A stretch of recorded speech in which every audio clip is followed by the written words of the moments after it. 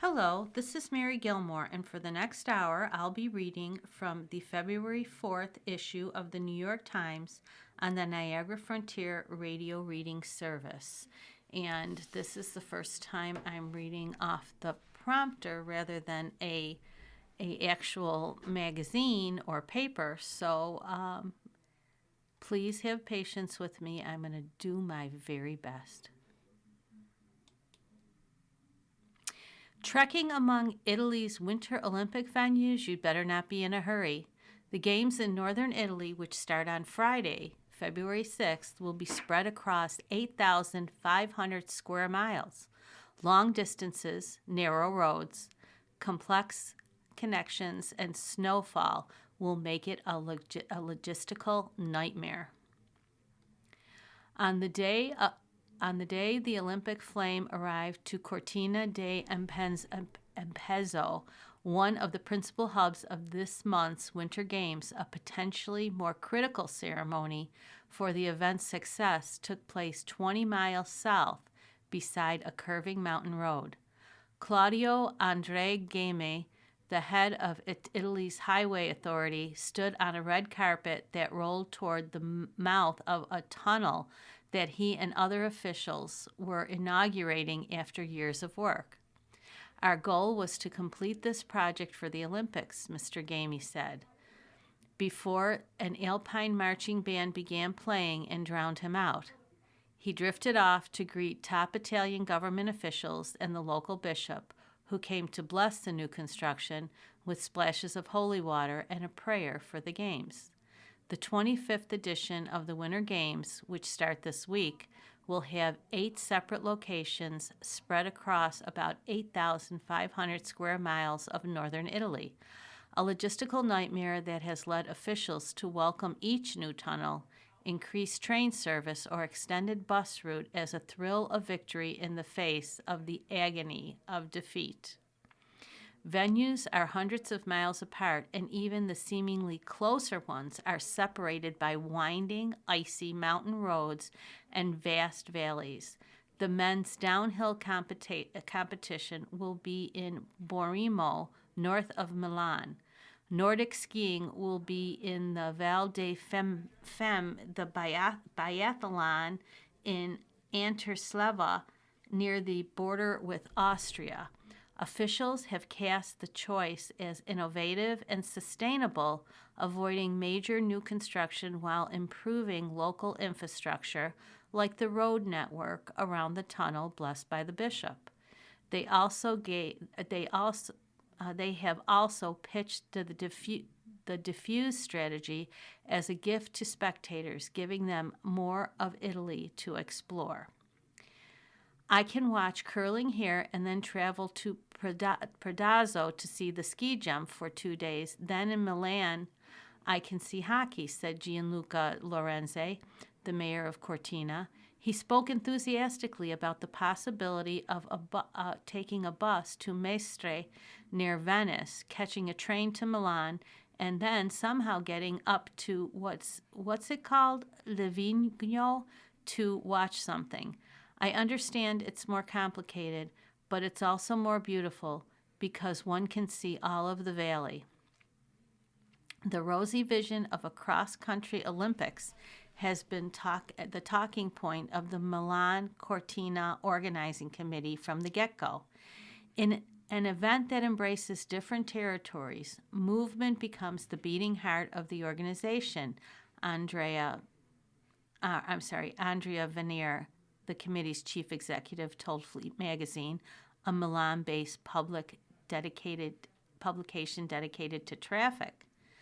Out of necessity, Italy blew up the old town and country model of the Winter Olympics, where stadium and ice sports were often held in a single host city, while skiers competed nearby in the surrounding mountains. After the Beijing 2008 Summer Games cost more than $40 billion, Thomas Bach, then president of the International Olympic Committee, sought to bring down costs and emphasize sustainability by imploring candidate countries to propose using existing venues and adapting to local needs. Italy did just that, but it also needed to make sure that its trains, planes, and automobiles arrived and ran on time. It added zero-emission buses, more trains, and a fleet of Fiat Pandas and Alfa Romeos to shuttle around officials and other VIPs. All those vehicles are expected to make 400,000 trips and transport 1.5 million people. In a race to finish the upgrades before the Olympics began, roads were a slalom of traffic cones as workers painted crossing stripes, poured cement, and unwrapped new signs. To help travelers get around, the game's organizers have introduced an official transport app that explains how to move between events. It is thorough. According to the app, the best route from the curling and bobsled events in Cortina in the Dolomite Mountains of northeastern Italy to the snowboard competitions in Livigno on the border between northwestern Italy and Switzerland is to walk 8 minutes, take the TCCOAS transport shuttle for 3 hours and 3 minutes to Venice, walk another 4 minutes to catch the 9748 high-speed train for 2 hours and 15 minutes to Milan's Central Station, where after a walk of 5 minutes, one can take the 9074 regional train for 2 hours and 30 minutes to Tirano, then walk another 2 minutes to the bus station, catch the TCVA1 bus for 50 minutes, then change to the TCVA02 bus for 9 more stops, and another 1 hour and 12 minutes, and walk 9 minutes to the competition site. The estimated travel time is 18 hours and 6 minutes. Already in the days before the opening ceremonies on February 6th, the games have been the source of bumper-to-bumper gridlock. Temporary road closures related to the passage of the Olympic torch, the app informed users on January 30th, and sure enough, all around the country, the Olympic flame was stopping traffic cold. In one of those backups on a narrow mountain road alongside fog-shrouded peaks in the Italian Alps outside Cortina, passengers abandoned their cars to stretch their legs or walk a leashed cat. After nearly an hour, they watched a caravan of police officers with blue sirens, red and yellow trucks equipped with DJ booths, shuttle buses, and a van, apparently with the flame inside, drive by. Some officials fear a wintry mix will also snow on the logistical parade. Heavy snowfall is anticipated in Cortina during the first week of February, leading one top Italian Olympic official who spoke on condition of anonymity to avoid stating the off-message obvious, to urge spectators in one location to watch events in another on television. In recent days, Cortina was already hammered by snowstorms that turned the town into an enchanting winter wonderland and traffic nightmare. Due to the weather conditions in the mountains, read an alert on the Olympics travel app, we have experienced some delays in the TC and TG services today. Some locals spoke bitterly about the special passes they have had to procure to go about their usual commutes. Others were more optimistic. Let's say you travel, you see the landscape, said Alessandra Pumpin, 57, from Cortina. Maybe it won't even go badly. She spoke next to a bobsled track where she and some friends had just helped a group of southern Italians whose car had spun out in a snowbank. That morning, much of Cortina seemed littered with ill-equipped rental cars. "Careful, it's soap," a woman walking her dog under an umbrella shouted to a car sliding by a stadium that will host the curling events. When one reporter, okay, this one, got stuck on a back road, an Olympic gold medal winning curler had to rescue him in her four-wheel drive. Some wealthier Olympic enthusiasts have decided to avoid the roads altogether. David Rinaldi, a luxury experience concierge, talked about a client who had paid more than 110,000 euros, roughly $130,000, for a 10-day Olympic package that will transport them around northern Italy by helicopter. They are paying a lot of money for the games, Mr. Rinaldi said at the VIP club in Cortina. More visitors, though, are still counting on ground transportation. For them, improvements like the new tunnel in the small town of Tea de Cadore, south of Cortina, were a breakthrough. Thanks to these Olympics, the government had been able to invest more in public infrastructure projects, said Matteo Salvini, Italy's Minister of Transportation, at the ceremony. The Olympic spirit seemed to carry away the hard-right, anti-immigrant populist. Mr. Salvini even thanked the foreign workers who helped build the tunnel, but only to a point, as he noted that the immigrant laborers shouldn't be confused with the fools who infest our train stations. The local Gazzettino newspaper echoed Mr. Salvini's enthusiasm, heralding the opening with an Olympics out of the tunnel headline. Yet its other Olympics-related transportation news was a reminder that the overall picture was more complicated. One story blamed the games for a hike in bus ticket costs. 11-year-old kicked off the bus, the story read. The little guy didn't have 10 euros for a ticket and had to walk 6 kilometers in the snow. Through it all, the app has kept visitors updated. A strike has been announced, a daily service alert read on February 1st, advising visitors how to get around the work stoppage on Trenord train service connecting Milan to the venues in the Alps. To reach the Valentina cluster, connect by bus to MXP and take direct lines to Bormio. Okay. Everyone is missing the point about the Melania movie. Since Melania, the film about the 20 days leading to Melania Trump's second term as First Lady, had its premiere at the Kennedy Center, it has been alternately criticized and mocked, reviews and memes exploding in both old and new media. The film has been called an elaborate piece of designer taxidermy, The Guardian, propaganda, The Daily Beast, and a mockumentary, Vanity Fair. Its box office take has been analyzed and debated as reports of its record-setting opening and screenshots of empty movie theaters spread. Yet amid all the hoo-ha, a critical point has been missed. This isn't a documentary. It's not an advertorial for the Trump administration or family. It's the hard launch of a new lifestyle brand, not so co-named, yes, Melania. Hence Mrs. Trump's multiple references to her creative vision within the movie, with the inauguration as her calling card.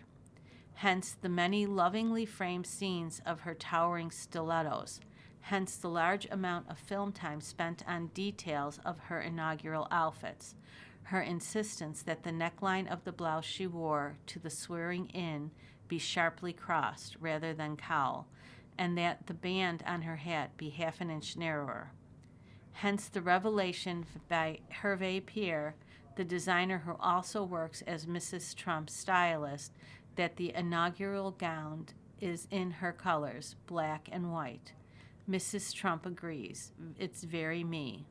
By contrast, her husband's colors are clearly gold, red, white, and blue. But the brand must be more than a series of glossy surfaces. It must at least gesture at having values. Hence the repeated references to her commitment to family and conversations about continuing her work on children's behalf. Mark Beckham, Mrs. Trump's longtime agent, summed up thinking in an interview with the Times of London the week before the premiere, noting it's all about supporting this luxury brand she's building. The trail of crumbs for Melania's brand has been sprinkled throughout the second Trump administration, almost like an extended teaser trailer, and it started years before December 2024 when the Melania movie began filming. Brand Melania was, in fact, originally muted. You are listening to a reading of articles and features from the New York Times on the Niagara Frontier Radio Reading Service. Mrs. Trump sued the Daily Mail for libel for claiming that a modeling agency she had worked for in the 1990s, was also an escort service. The implication, the suit stated, affected the First Lady's unique once-in-a-lifetime opportunity as an extremely famous and well-known person, as well as a former professional model, brand spokesperson, and successful businesswoman, to launch a broad-based commercial brand in multiple product categories. Though the brand didn't take shape at the time, the suit was settled, with Mrs. Trump receiving about $3 million and a public apology, and the seed was planted. It began with the memoir, Melania, released in October of 2024, with its graphic black and white cover. It continued through the inauguration with that black and white ball gown by Mr. Pierre. It was further shaped by Mrs. Trump's official portrait, which featured her in a signature black Dolce & Gabbana tuxedo suit and white shirt, standing boss-like behind a mirrored desk, and it has now reached its apogee in the movie itself. Melania's vision is very symmetrical. Right angles, black and white, Mr. Beckham told the Times of London. Case in point, the film's posters with blocky black letters spelling Melania against a white background, and the First Lady herself, captured by the fashion photographer Ellen Van Untworth, either seated in a geometric chair on one side in a black pantsuit, a white shirt, and black stilettos, or face on in a black turtleneck, hair cascading. At the special screening at the White House for guests like Tim Cook and Queen Rania of Jordan, who was in the movie, attendees were treated to white popcorn buckets with Melania in black letters, black and white Melania cookies, and black and white cake pops. The black Dior dress with the Elena belt Mrs. Trump wore to ring the bell at the New York Stock Exchange matched the black carpet she chose for the premiere, which matched the black Dolce & Gabbana suit and the towering black heels she wore to make her entrance. And of course, the logo of her production company, Muse Films, with the spiky silver-white M that emerges from the dark like the sign of a superhero to start the film. All of this should not exactly be a surprise given the Trump family's commitment to personal brand building, which has extended from cologne and sneakers to national monuments. Even Kai Trump, Mr. Trump's granddaughter, has her own brand, but it does take everything to a new level. Forget the Christmas ornaments and the jewelry Mrs. Trump has previously offered on her website. She clearly has much bigger ambitions, even if the first product she may be selling is herself. To that end, Melania is revealing, not in the way people were expecting, but in letting them know that what they should expect going forward. Trump, in an escalation, calls for Republicans to nationalize elections. The comments made on a conservative podcast following a string of moves from his administration to try to exert more control over American elections. President Trump called in a new interview for the Republican Party to nationalize voting in the United States, an aggressive rhetorical step that was likely to raise new worries about his administration's efforts to involve itself in election matters. During an extended monologue about immigration on a podcast released on Monday by Dan Bongino, his former deputy FBI director, Mr. Trump called for the Republican officials to take over voting procedures in 15 states, though he did not name them. The Republicans should say, "We want to take over," he said. "We should take over the voting in at least as many 15 places. The Republicans ought to nationalize the voting." Under the Constitution, American elections are governed primarily by state law, leading to a decentralized process in which voting is administered by county and municipal officials in thousands of precincts across the country. Mr. Trump, however, has long been fixated on false claims that the U.S. elections are rife with fraud and that Democrats are perpetrating a vast conspiracy to have undocumented immigrants vote and lift the party's turnout. Mr. Trump's remarkable call for a political party to seize the mechanisms of voting follows a string of moves from his administration to try to exert more control over American elections, as he and his allies continue to make false claims about his 2020 defeat. Last week, FBI agents seized ballots and other voting records from the 2020 election from an election center in Fulton County, Georgia, where his allies have for years pursued false claims of election fraud. The New York Times reported on Monday that Mr. Trump has spoken on the phone to the FBI agents involved in the Fulton County raid, praising and thanking them. The Justice Department, which has newly politicized under Mr. Trump, is demanding that numerous states, including Minnesota, turn over their full voter rolls as the Trump administration tries to build a national voter file. In March, Mr. Trump signed an executive order that tried to make significant changes to the electoral process, including requiring documentary proof of citizenship and demanding that all mail ballots be received by the time the polls close on Election Day, but that effort has largely been rebuffed by the courts. On social media, Mr. Trump has pushed for even more drastic changes. In August, he wrote that he wanted to end the use of mail-in ballots and potentially the use of voting machines. The president's claims of election fraud have been debunked over and over by both independent reviews and Republican officials. A review of the 2024 election by the Trump administration that began last year has found little evidence of widespread voter fraud by non-citizens as of last month, the Times reported. Mr. Trump's escalated remarks about elections come at a moment when Democrats have outperformed the GOP in a series of contests.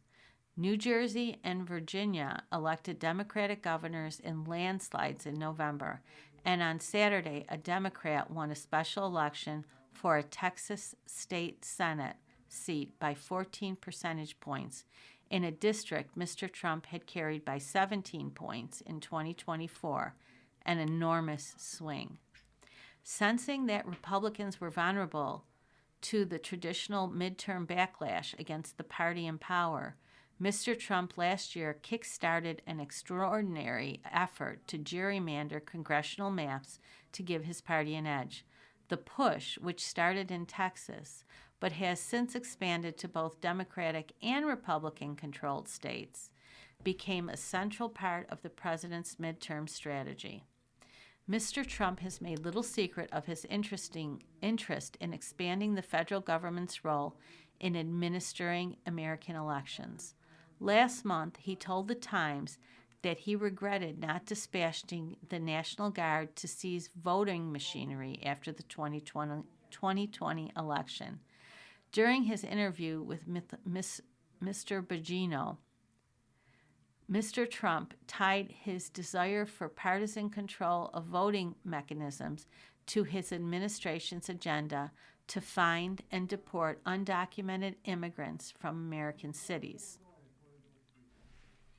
If Republicans don't get them out, you will never win another election as a Republican, he said, referring to undocumented immigrants. It's crazy how you can get these people to vote. If we don't get them out, look, Republicans will never win another election. There is no evidence that a significant number of non-citizens have voted in any American election. A 2024 audit by Georgia's Secretary of State found that just 20 of the 8.2 million people registered to vote in Georgia were not citizens, and only 9 had ever voted. Late night roundup. Michael Costa blasts the Super Bowl halftime alternative. Man, what is a real who's who of who, Costa mused after Turning Point USA's concert, as opposed to the halftime show led by Bad Bunny. Welcome to Late Night Roundup, a roundup of the previous night's highlights that let you sleep and lets us get paid to watch comedy. Here are the 50 best Super No. A right-wing advocacy group, Turning Point USA, will stage an alternative to Bad Bunny's performance at the Super Bowl this Sunday called the All-American Halftime Show. On Tuesdays, The Daily Show, Michael Costa joked that only the radical woke communists who hate America are excited to watch a performance by the most popular musician in America. The good news, there is a halftime alternative, and it's not just turning the 7-layer dip into a 7-layer poop. According to the press release, the show is called the All-American Halftime Show in a font that is called T-shirt on Quiet Angry Dad at Disney World.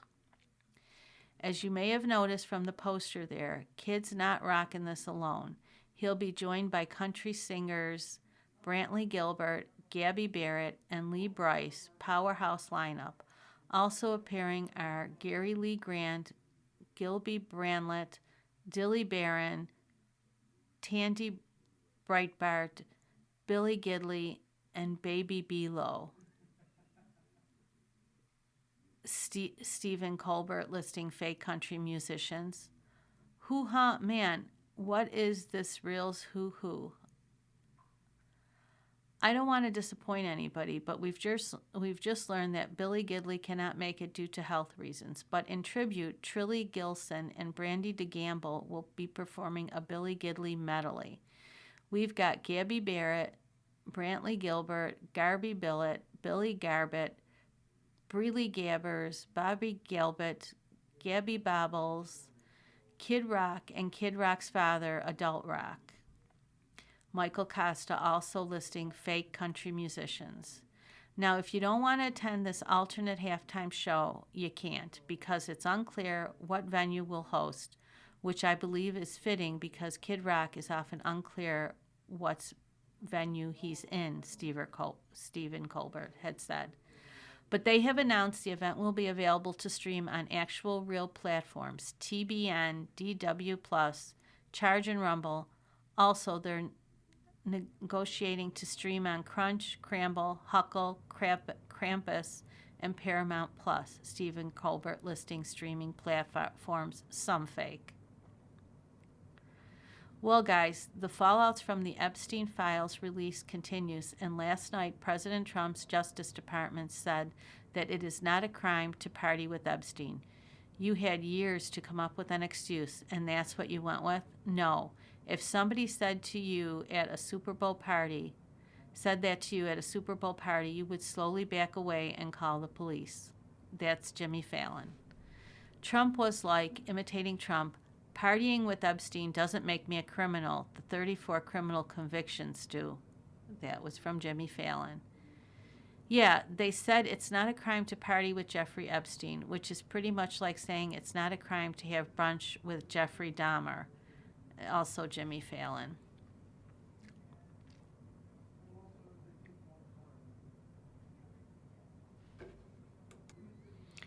You are listening to a reading of articles and features from the New York Times on the Niagara Frontier Radio Reading Service. Our next article. Jill Biden's ex-husband is accused of killing his wife. William Stevenson was arrested after being indicted on charges of first-degree murder in the death of his wife in December. He was married to Dr. Biden in the 1970s. The ex-husband of the former First Lady, Jill Biden, was arrested and charged with murder in the death of his current wife, the police in New Castle County, Delaware, said on Tuesday. The ex-husband, William Stevenson, 77, was arrested on Monday after a grand jury indictment charged him with first-degree murder in the death of his wife, Linda Stevenson, 64, on December 28th. Mr. Stevenson was married to Dr. Biden from 1970 until their divorce in 1975. Mr. Stevenson is being held in custody after he was unable to post $500,000 cash bail, the police said. It was unclear whether he had legal representation. The police have provided no details about how Mrs. Stevenson died. On Tuesday afternoon, several news vans and an unmarked police car stood sentry in front of Mr. Stevens' split-level home in the working-class Oak Hill neighborhood of Wilmington. Two cars, a black SUV and a black sedan, sat in the driveway, and a wreath with pink, green, and white roses adorned the tan-colored house. Mr. Stevenson met Jill Biden on a beach in 1969 when she was an 18-year-old freshman at the University of Delaware. They married 6 months later. I truly believed we were destined for each other, Mrs. Biden said in her memoir. Looking back, it may seem like a mistake of youth. Growing up outside Philadelphia, Mr. Stevenson had dreams of being a college football star. Family troubles led him to reconsider going to Ohio State, and instead he attended the University of Delaware, he said on a local cable access show decades ago. In 1971, Mr. Stevenson, then 23 and newly married, used a $14,000 inheritance from an uncle to buy a bar in downtown Newark, Delaware, he wrote in a newspaper article. He renamed it the Stone Balloon and had a vision for entertainment that would draw college students. In 1975, shortly before Dr. Biden's divorce from Mr. Stevenson became final, she began to date Joe Biden, then the young senator from Delaware and an acquaintance of Mr. Stevenson, according to memoirs by Dr. Biden. Mr. Stevenson seemed to be in a perpetual battle with the city of Newark over construction permits, and local newspapers chronicled his troubles paying taxes. Eventually, he sold the bar, and in 2005, it closed. I always thought he was an interesting guy, Will Weber, who has known Mr. Stevenson since his early days running the Stone Balloon, said in an interview. I never watched him mistreat anyone. Research finds interaction with father, not mother, affects child health. A long-term study of 292 families linked father's parenting style to their children's heart health years later. To researchers' surprise, no such link was found with mothers.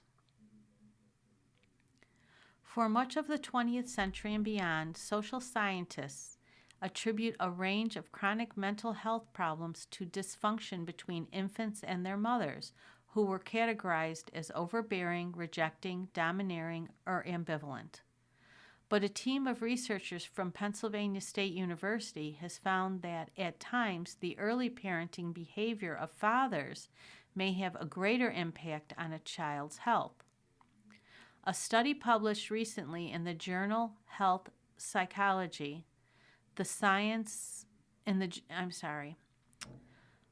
For a study published recently in the journal Health Psychology, the scientists observed 3 ways interactions between 10-month-old infants, their fathers, and their mothers, and then checked in on the family when the children were 2 and again at 7.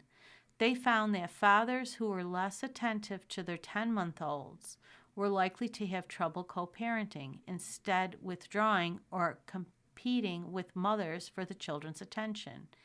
And at the age of 7, the children whose fathers were more likely to have the markers of poor heart or metabolic health, such as inflammation and high blood sugar. So the children of those fathers were more likely to have high markers of poor heart or metabolic health. Mother's behavior did not have the same effect, said Alp Atuga, a postdoctoral scholar at Penn State's College of Health and Human Development and an author of the paper. We, of course, expected that family dynamics, everybody in the family, fathers and mothers, would impact child development. But it was only the fathers in this case, the doctor said. When the father's behavior in 3-way interactions is negative, he said, then we start seeing how that negativity potentially bleeds all over the family and eventually impacts child health.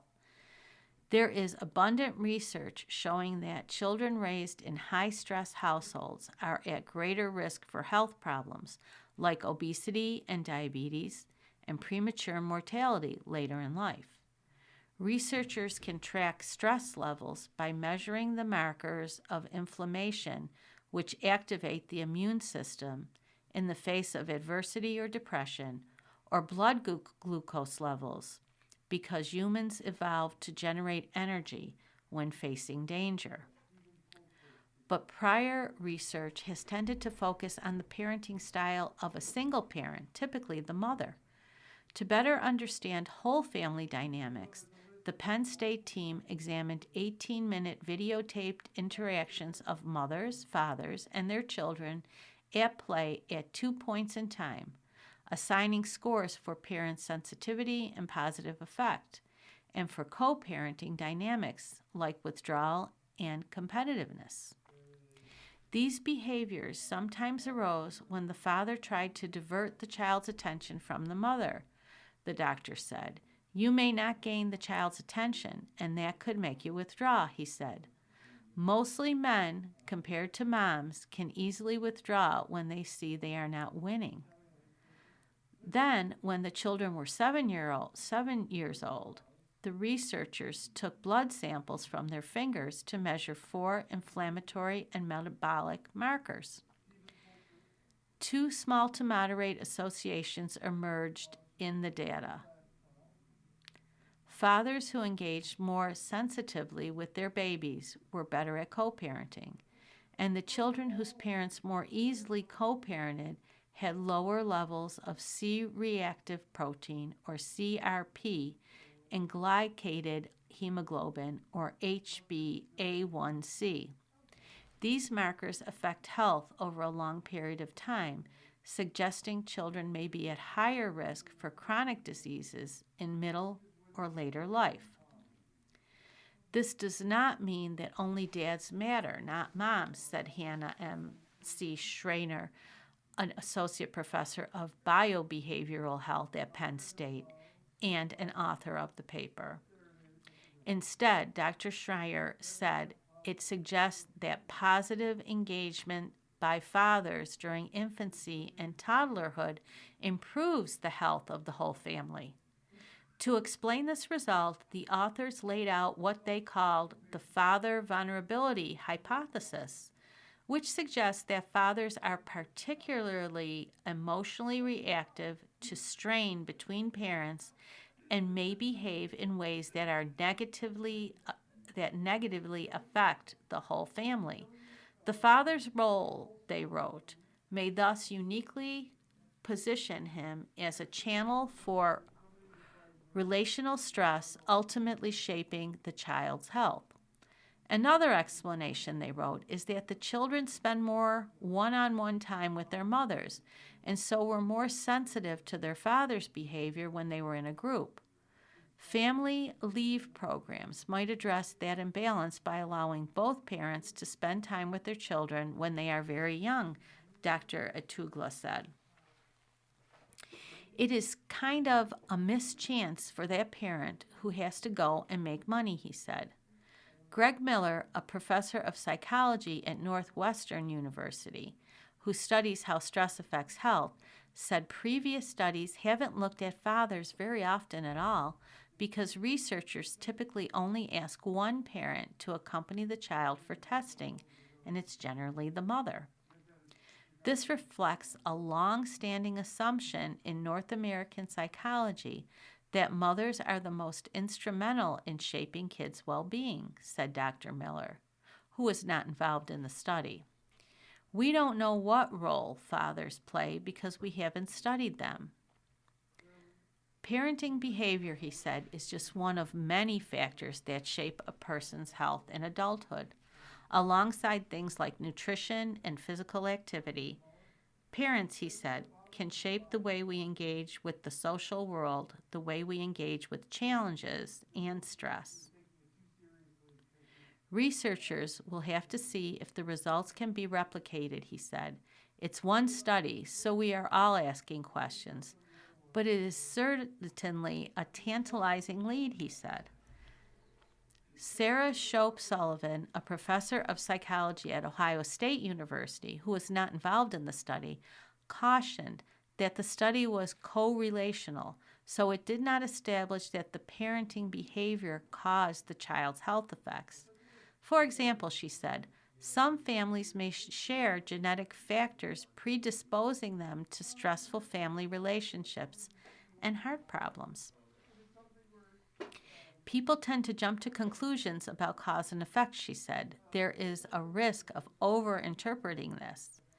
She noticed that the subjects of the study, first-time parents who were recruited from childbirth education programs in Delaware, Maryland, Pennsylvania, and Texas, were mostly white, two-parent, middle-class families, making it difficult to generalize the results to a diverse population.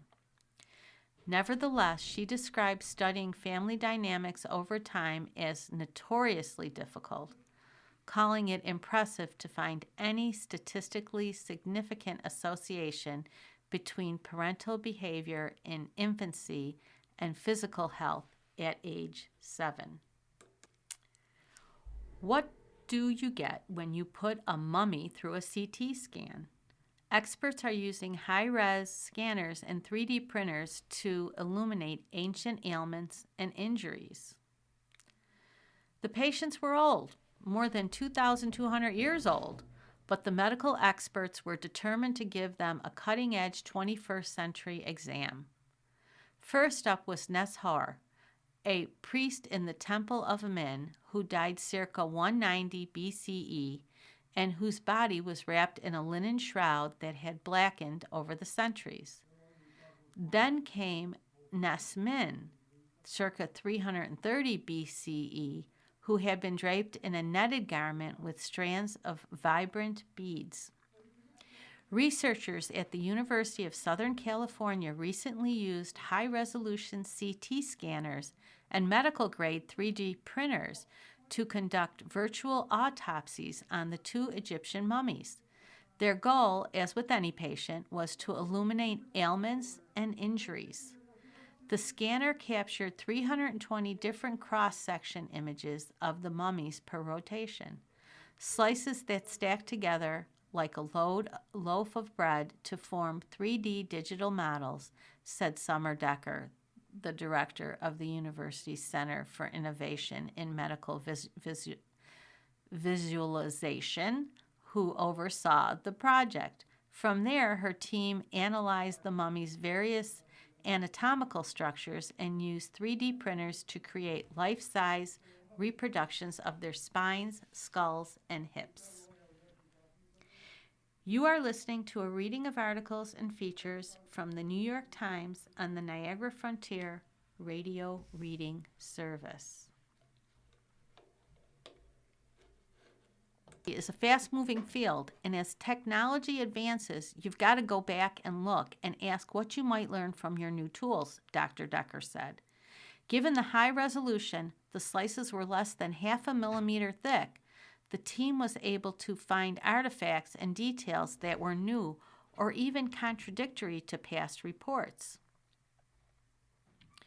Researchers had previously noticed, for example, that Nes Min, who they had believed lived into his 40s, had broken bones along his right rib cage, all of which had healed, suggesting some type of traumatic fall or attack he survived earlier in life. They also believe he suffered from chronic lower back pain, given that he had a collapsed lumbar vertebrae.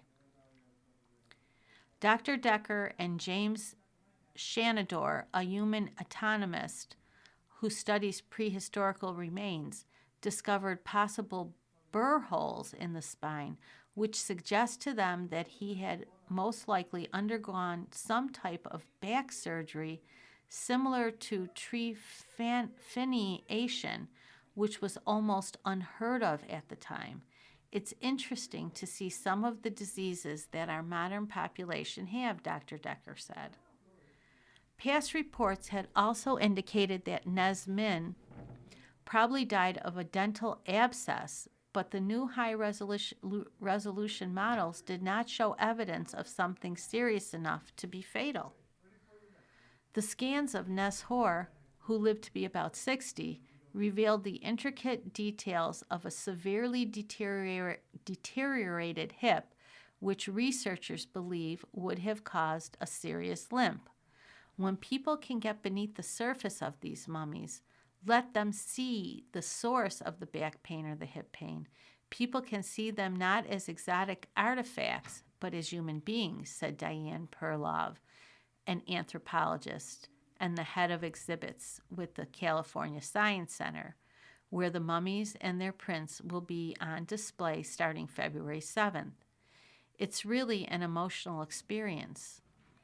The medical-grade 3D printers are the same technology that surgeons use to transform MRI and CT scans into physical models that they can practice on, better envisioning the size of a patient's tumor or a malfunction inside a patient's cardiac passages.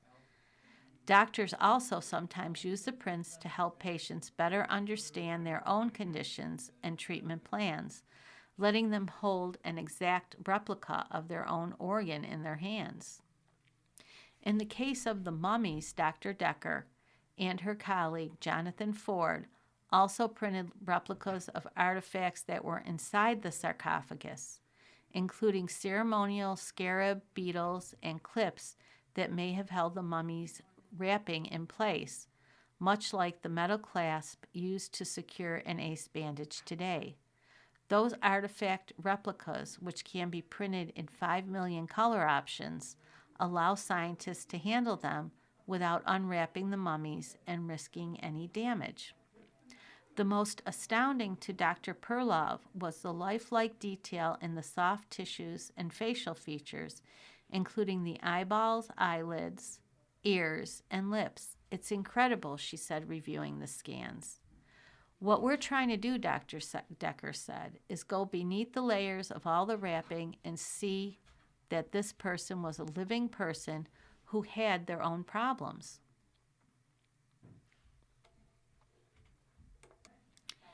Archaeologists find oldest evidence of fire making. Neanderthals 400,000 years ago were striking flints to make fire, researchers have found.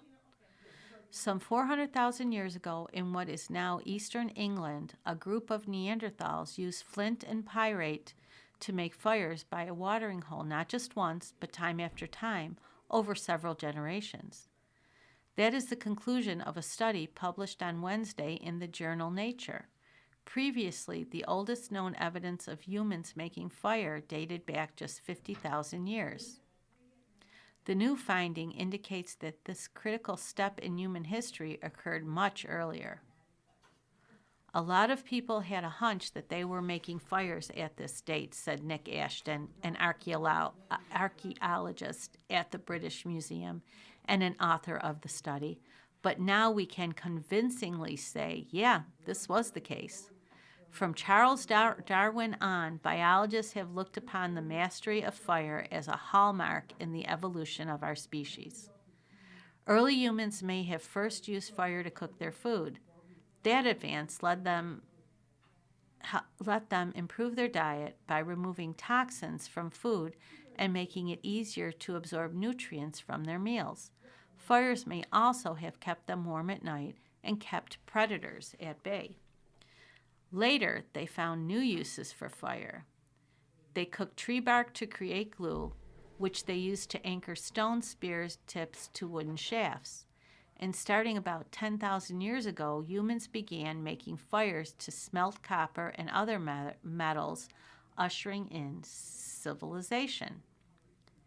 As important as fire has been to our species, tracing its early history has proved an immense challenge. Rain can wash away ash and charcoal, erasing the evidence of a fire. Even when scientists do uncover the rare trace of an ancient blaze, it can be hard to determine whether it was created by people or ignited by lightning. The oldest evidence for human ancestors using fire, dating back to between 1 million and 1.5 million years ago, comes from a cave in South Africa. Human ancestors left behind tens of thousands of fragments of bone from animals they butchered to eat. Of those fragments, 270 show signs of having been burnt in a fire. But clues like this don't offer clear proof that those ancient people knew how to make fire. They may have just stumbled across a wildfire from time to time and figured out ways to take advantage of it. They might have learned to light a stick from the fire and then carry the ember back to their caves to cook a meal. But that approach has its limits, Dr. Ashton noted. You're dependent on local lightning strikes, he said. Very unpredictable, and you can't rely on it. A crucial step took place when early humans figured out how to make fires on demand, either by using rocks to create sparks or rubbing a piece of wood until the friction started a flame. Once you can make fire, all those problems evaporate, Dr. Ashton said. Dr. Ashton and his colleagues caught their first glimpse of an ancient fires in 2013 as they were digging at an archaeological site called Barnham in eastern England. For decades, researchers have found ancient tools and other signs of early humans there. In 2013, Dr. Ashton and his colleagues found something new, pieces of oddly broken flint. Only an intense heat could have shattered the hard rocks, but Dr. Ashton and his colleagues couldn't determine if the fire that broke the Barnum's flints had been created by humans or by lightning. For years afterwards, the researchers returned to Barnum, hoping to tackle that question, without any further success. Finally, on a summer day in 2021, Dr. Ashton had a thought. As he prepared to take a nap under an oak tree, he recalled how, a couple of years earlier, he had glimpsed an intriguing streak of red clay. The nap could wait. I thought, I'll have a little poke around, Dr. Ashton said. He found the red streak and quickly realized that it was a 2-foot-wide band of burned ancient soil. Had humans burned it or had lightning? Dr. Ashton and his colleagues put the two possibilities to test. Over the next 4 years, they analyzed the chemistry of the sediment while conducting further digs around it. Eventually, they determined that about 400,000 years ago, the site had been a watering hole, which Neanderthals probably visited in search of game.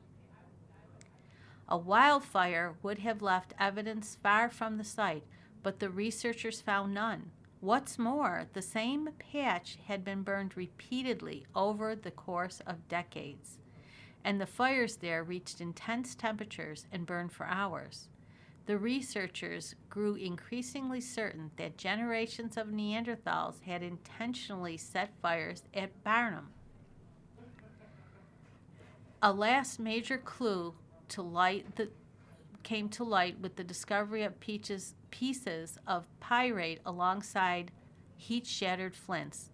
Anthropologists have documented many groups of hunter-gatherers around the world who make fires by striking pyrite against flint. All the more notable, Dr. Ashton said, was that the rocks for miles around Barnham don't contain pyrite. He speculated that the fire-making Neanderthals must have brought pieces of it to Barnum. The nearest known source of the mineral is some 40 miles to the east. The pyrite was icing on the cake, said Sengale Van Velde, an archaeologist at the University of Quebec in Chicoutimi, who was not involved in the new study, although it's a really convincing case. But a question remains. How widespread was fire-making 400,000 years ago?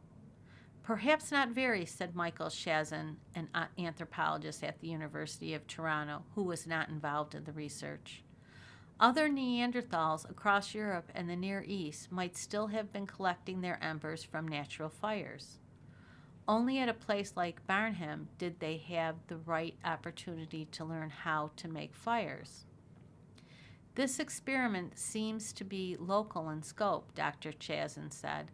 It still stands to reason that many Neanderthal groups did not have access to materials that could be used to strike a light. Dr. Ashton is more optimistic.